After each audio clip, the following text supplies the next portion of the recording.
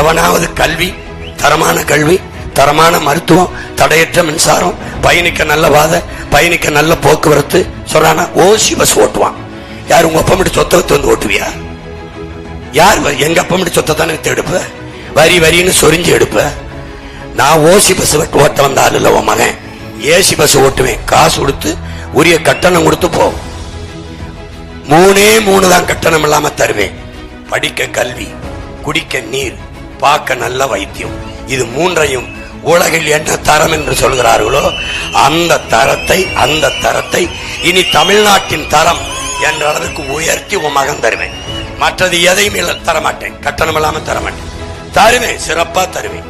தடை இல்லாம மின்சாரம், தடை இல்லாம எரிகாற்று, பசி என்ற சொல் இல்லாம நானே உணவை வேளாண்மை செய்து விளைய வைப்பேன்.